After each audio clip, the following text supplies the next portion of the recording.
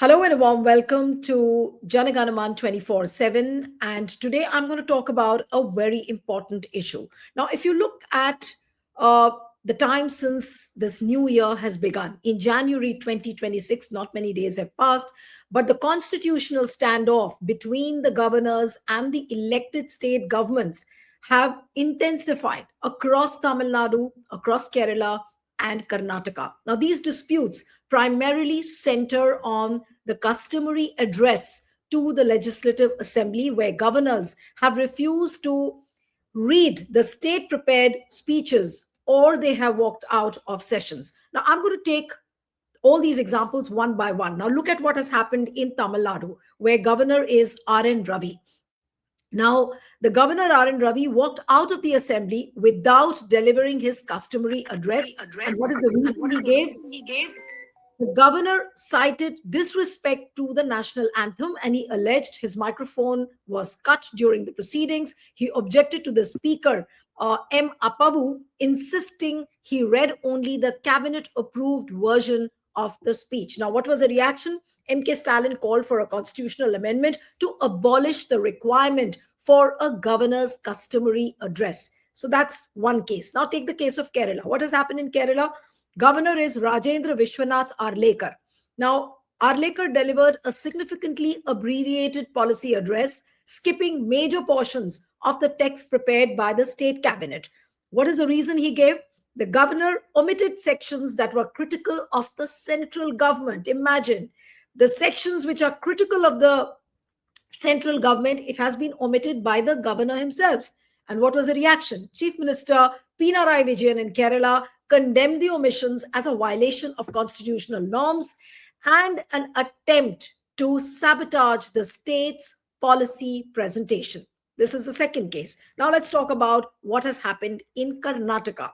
It's totally unprecedented. Tanwarchand Gehlot is the governor, and Gehlot initially refused to address the joint session of the legislature, leading to a high-level delegation meeting at the Lok Bhavan, which was formerly called the Raj Bhavan. He eventually read only the first two lines of the address. Can you imagine that? And the reason he gave, the governor's office expressed reservations over the speech, specifically demanding the removal of 11 paragraphs, not one or two. 11 paragraphs need to be removed, and that reportedly contained references against the center and the policies like the repeal of Manrega. The reaction was quite obvious. Chief Minister Siddaramaiah termed the governor's refusal to read the full speech as a violation of the constitution. So today we are going to talk about two big issues. First, what Stalin said, that should we do away with the customary address? And the second and the larger question is that how does one deal with these unconstitutional governors? Do we really need a governor's post? Talking to me today, a very special person, former Secretary General PDT ACHARY of Lok Sabha, former Secretary General of Lok Sabha. Thank you so much, Mr. ACHARY, for joining on my channel. It's wonderful to have you on the program, and especially on a subject like this. What has happened in the recent 3 days in Tamil Nadu, Karnataka, and Kerala? Do you think that this is really unprecedented? Well, you are absolutely right when you say that it is totally unprecedented. Actually, we have never seen such a situation where the governors refuse to come to the house to address it, and the governors changing paragraphs in the speech prepared by the government, and the governors refusing to read some paragraphs because these paragraphs perhaps are critical of the union government. We must first, understand the scheme of the governor's address and the purpose for which it is made, and the constitutional position about this address.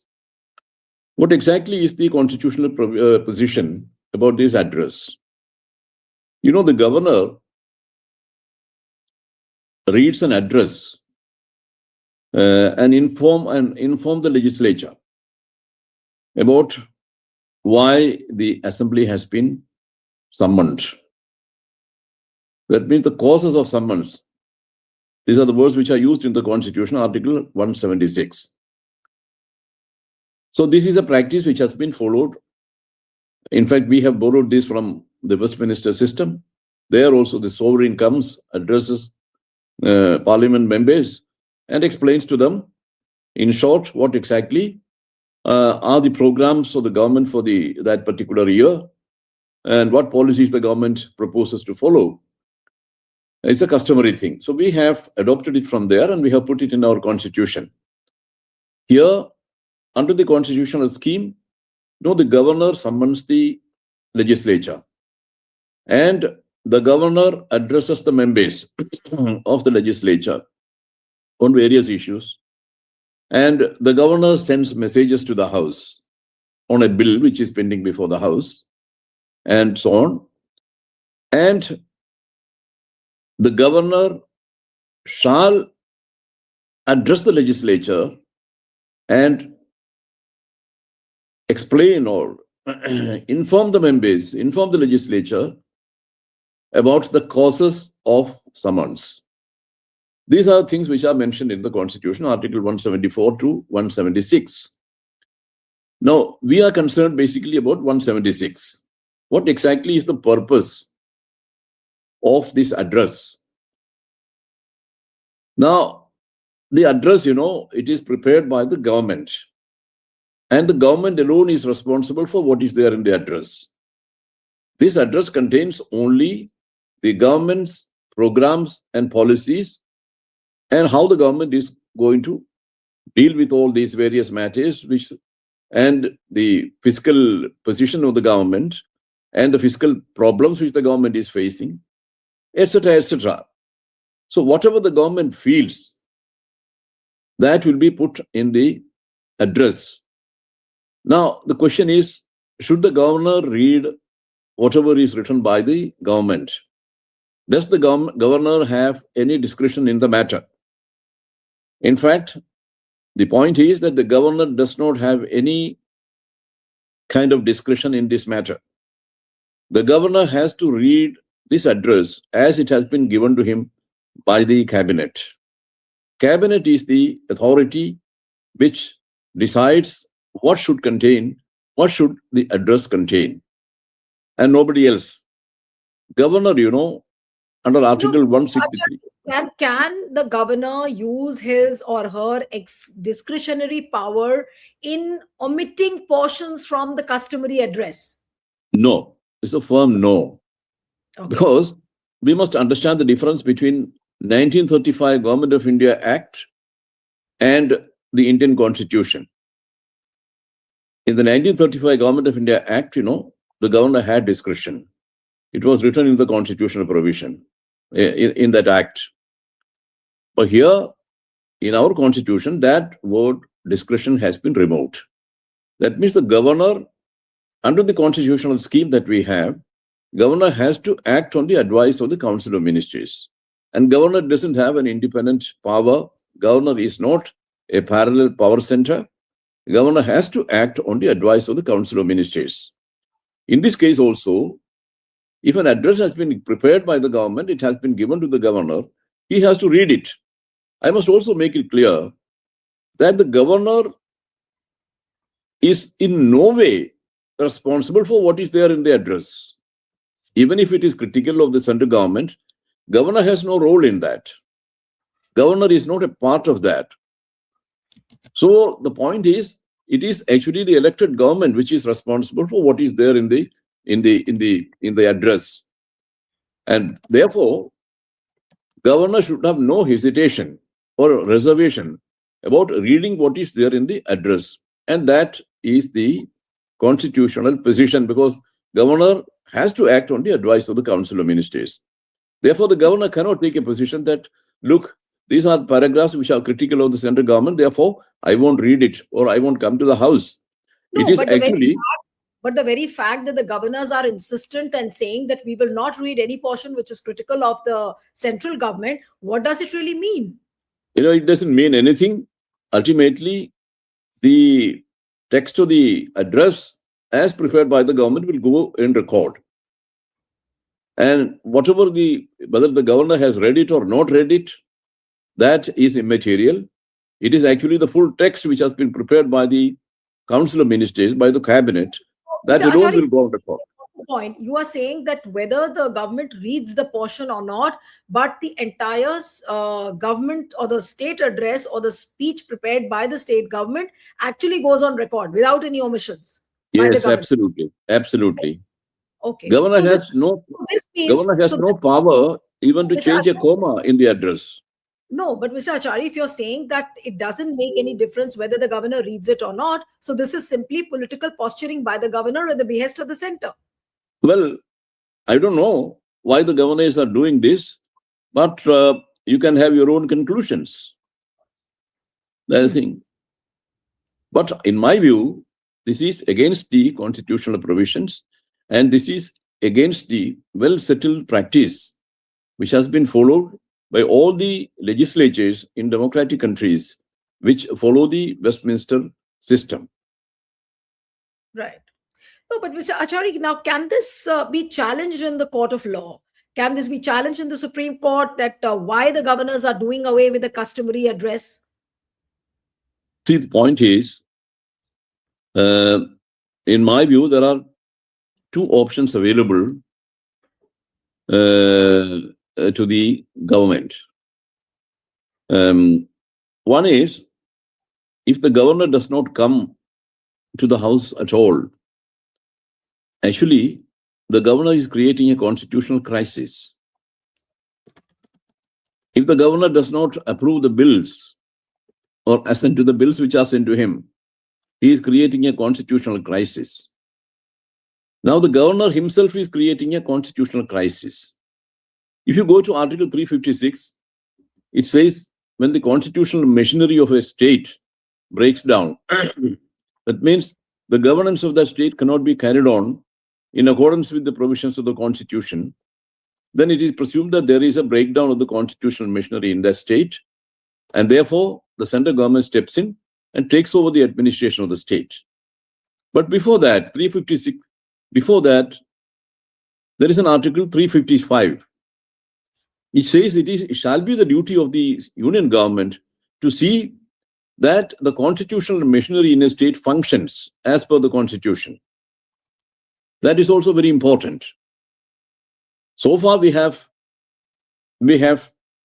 thought or we have known that this is just the prior stage of operation of Article 356. That means the ground is prepared for the central government to step in under 356. But that is not, in my view, that is not fully correct. Because Article 355 has certain other applications. If you creatively interpret Article 355, you will find that it is the duty of the union government to ensure that the governance of the state is carried on in accordance with the constitution. Now, in this particular case, who is responsible? Normally, it is the executive which is responsible for bad governance or whatever, breakdown of the constitutional machinery. And therefore, the center steps in. But here, the governor's action has created that crisis because that is unprecedented. In that case, if you creatively interpret Article 355, then the President of India has to step in and give proper directions to the governor to do what is to be done in accordance with the Constitution. The governor has to discharge his functions under the Constitution. I think Article 355 imposes such a responsibility on the President of India. That is my personal view about that. Now, so far as the question as to what options before the government are, in case the governor refuses to come or refuses to address the members and so on, I would say that if you look at Article 176, Article 170, the essence of Article 176, the crux of that article is the legislature shall be informed of the causes of the summons. That means why the session has been called. The reason should be informed to the members, to the legislature. So informing the legislature is the crucial thing, is the key to this in this article. That is the most crucial aspect of this article, informing the legislature of what is contained in the address. And the governor reads it, and therefore the governor informs. It is the duty of the governor. But if he doesn't perform it, then what is the option? I would say that the government can let the members know what exactly is there in the address. Right. The government can inform by circulating it among the members what other things can be done. If you go to the court, it serves no purpose at all. Either the government can go back to the governor and revise the whole schedule, have another date fixed for the convening of the assembly, but there are so many ifs and buts in that. Suppose the governor doesn't agree to anything, then what options are there before you? So in that situation, then you will have to circulate this among the members so that the basic purpose of Article 176 is fulfilled. That is, the legislature shall be informed of the content of the address. That is it. Because after that, there has to be a discussion in the house. If there are two houses, in both the houses, there shall be a discussion on the points mentioned in that address. Therefore, it is very necessary for the members to be informed about what is the content of the address. Therefore, let the legislature get the address through circulation, and after that they can go back. They can go back to the house and then discuss it.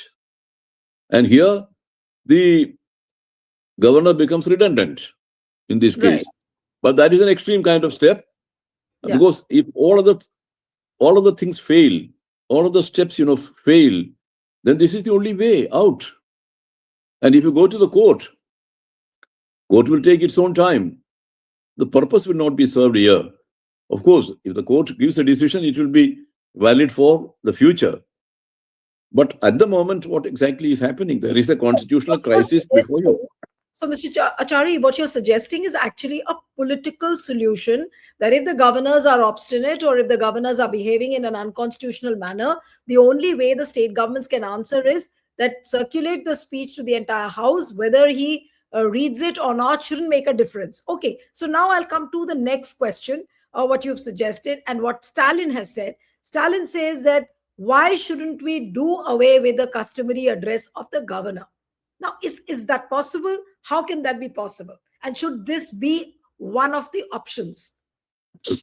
Well, that is to be done by parliament, because constitution can be amended only by parliament with a special majority and all that. So this is a suggestion which he has made, but the union government will not accept it. So there is no question of constitution or that particular article being amended. Actually, in this case, this governor or the president addressing parliament or assembly, Dr. R. Venkataraman, who was the president of India, he had said once that the whole practice of a governor coming to the assembly or the president coming to parliament, address parliament, inaugurate parliament or whatever, that is unnecessary. All this ceremony, is not necessary at all, and we should dispense with it. That was his opinion. And R. Venkataraman was a well-read person and a very senior political leader, and he had certainly read the constitution, and this was his opinion. Of course, the government did not accept that view at all. But the point is that it can be dispensed with. It can be dispensed with because the other sessions are summoned and they meet, discuss, all that. The session goes on for a certain number of days. No address or anything. It's not necessary. The session just begins and they transact all the business and ultimately disperse. So why only this address and all these formalities in the first session of the year, or immediately after the election, immediately after the constitution of the House after the elections. That is the thing. It is ultimately, if you look deeper into this, you would perhaps agree with what Dr. Venkatraman had said. We can dispense with it because it is not such a provision which is so indispensable that we cannot do away with it. We can't do with it without it. It is not like that. When other sessions can be held without being opened by the governor or the president, then why this? What is special about it? Is it so sacrosanct? It's not. So in my opinion, it is not such a sacrosanct kind of practice. It can be dispensed with. All right. But what about the larger question, Mr. ACHARY, of do we need a governor? If there is so much of politicking, if there is so much of constitutional instability as well, and we do know for the fact that irrespective of which political party it is, earlier the governors were used as a tool. Now they're almost like becoming spokespersons of the government or acting at the behest. Look at the frequency of how the governors have been behaving in a brazen manner. So what is the need for a governor in the country? Shall we not do away with it? And how can we do away with it? Again, does the ball lie in the court of the parliament? Actually, this is an issue which was debated for some time in the past. Perhaps in the 60s, the left parties had taken a view that we don't need a governor's office, which is more a hindrance than a means to facilitate things. Because they had complained that the governors are working against the interests of the states, and they are sending wrong reports about the functioning of the government if that government is led by a party which is different from the ruling party at the center. So this problem has been there all through, but it has assumed such serious dimensions now. Earlier also, governors used to do politicking, but not to this extent. It has almost become very extreme, and therefore this demand may be revived, but it will be neither here nor there. Unless the union government agrees to it, you cannot move forward in this. The point is whether governor's post is necessary or not. In fact, during the British period, governor was all powerful. He was the ruler of the province, and there was no check or balance. There was no control over him. There was no restraint on him. He would act quite arbitrarily, and the law also permitted that, because the law provides for his discretion. In every act, he will use his discretion. That used to be the case. When Constitution was framed, a lot of discussion took place in the Constituent Assembly on the necessity to have a governor.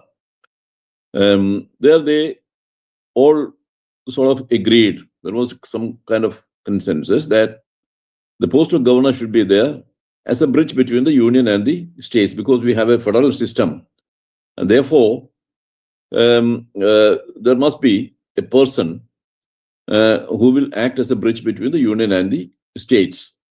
Union should know what exactly is happening in the states about the administration and all that, because after all, union government has an overall responsibility to see that all the states are run in accordance with the constitution. And if there is a problem in a state where the government is not being run strictly on the basis of the constitution, then the governor will report this. And in the constitution, you have a provision for the central government to step in and to take over the government. So the governor's position was thought necessary in our federal setup. So the governor will act as a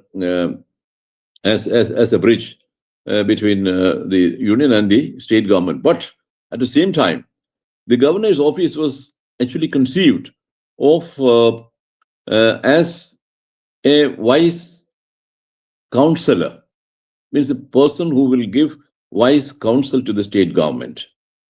He shall not indulge in politicking.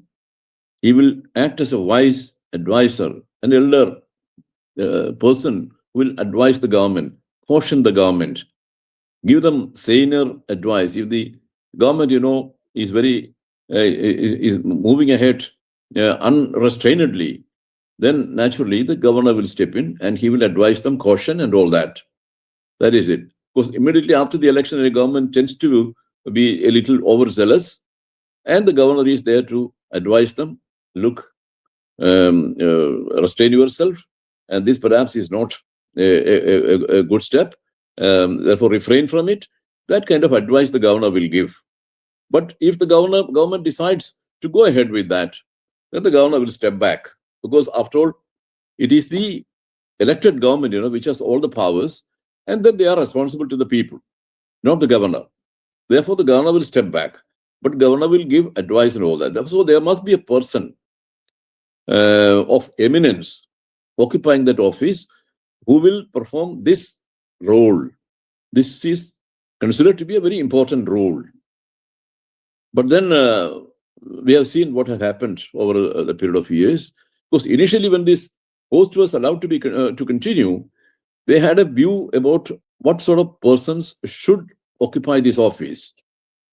And more or less, there was a consensus that there shall not be politicians occupying this position, because then they will take partisan view of things. Therefore, we want a person who will be absolutely impartial and objective in his approach. That is the thing. All right. So coming to the last question. So there is no way that we can stop these disrupting governors. You are saying that just make them redundant. It doesn't make a difference. And probably we also can do away with the customary address. So how will one, stop these governors? And of course, how do you stop the customary address also? For that also, you need a parliament's ratification or some kind of an approval? No, the point is, you are facing a particular situation. Now, how to tackle this? Either you stop all that, fall at the feet of the governor, and agree to whatever he says. Remove all those objectionable, the paragraphs which he objects to. Remove that. Then perhaps for the time being, things will be okay. Governor will come and address and all that. But then that is no solution. That is not going to be a permanent solution, because then the governors will demand more and more. That is, at every stage you will face this problem from the governor. If you look at the conduct of the governors, over a period of time, then you will face this problem again and again and again. So here you have to take a firm decision. That is why I said, if you read 176, analyze it, then you will find that the crux of the essence of that article is inform the members, inform the legislature about the purpose of the session, the object of the session. They have to be informed. That is it. And after that, the House will have to discuss it. These two things can be done by circulating it. What else? Right. If you go to the court will take its own time, and then court will give a decision. We do not know what decision the court will give on such matters. But whatever it is, point is that you have to face an immediate situation. There, the court will not be of much help. Yeah. That is true. All right. So we'll have to end it in this conversation. Thank you so much, Mr. ACHARY, for joining on JANA GANA MANA 24/7. Thank you.